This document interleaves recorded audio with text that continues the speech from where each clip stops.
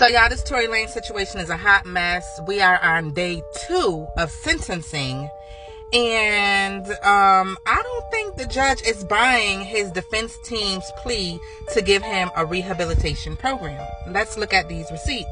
So per Megan Cuniff, it says DA Alex Bott said Lanez was almost 29 when he shot Megan, and he had no prior reports of alcohol problems. Video of his arrest shows him walking without stumbling, Bott said, and his attempts to bribe Kelsey Harris and Megan show someone in control of his action. Furthermore, Judge Hereford said while the shooting obviously involved alcohol, there is no evidence of Lanez being an alcoholic, including in the 76 letters submitted for Lanez. The doctor reports are entirely based on Lanez's own statements. You see how those letters to attest to his good character came back to bite him in the ass on this alcoholism defense?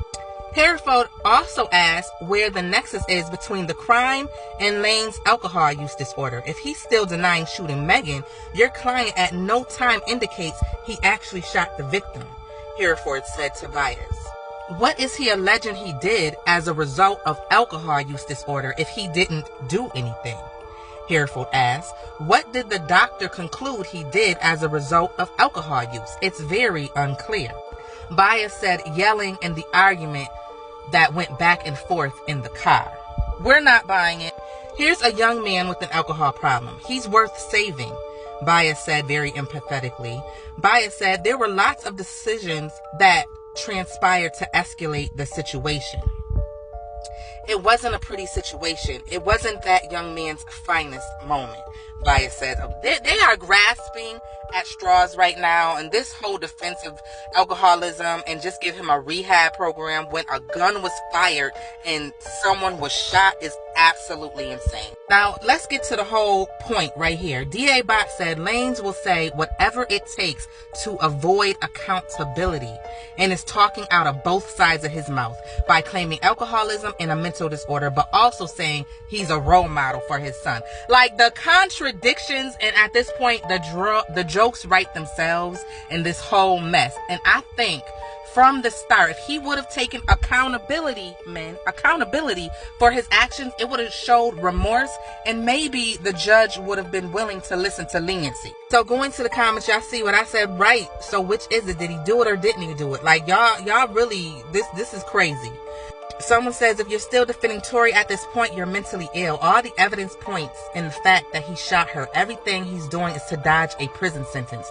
Just say you like his music and you don't want him to go to jail. But don't sit here and play in our faces, and don't act like he's not a criminal that doesn't deserve to be in prison. Hello?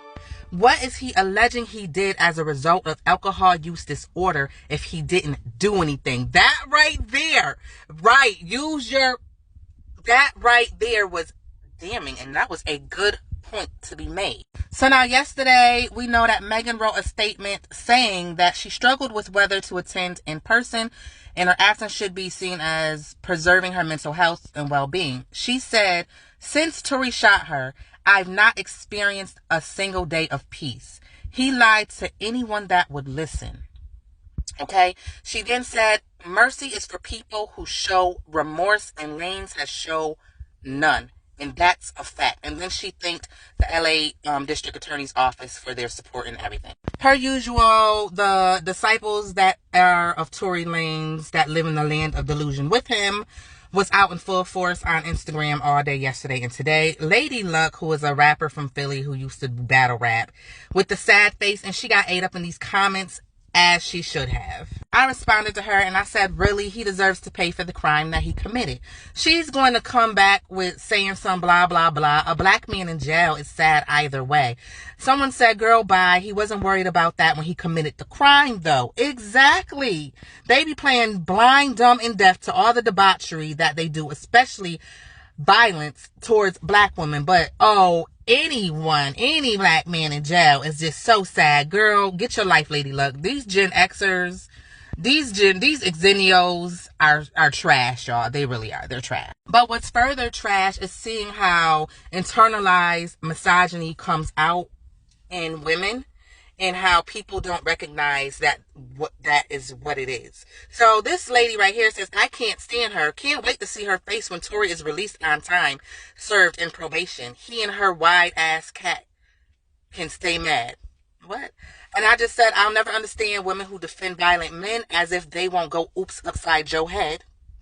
Someone said the venom and vitriol from black women toward this black woman is mind-blowing. May she receive peace, mental and emotional healing no matter the outcome. Another commenter said he deserves everything he get from all he's done down to August Alsina and etc. Do the crime, do the motherfucking time. I think that's what they meant. And I stand on that like I stand with Megan. I love how y'all up here blaming Megan. Meanwhile, little man violated his probation, a fact, so he was going to do jail time regardless. Just say y'all hate Megan and move on, please.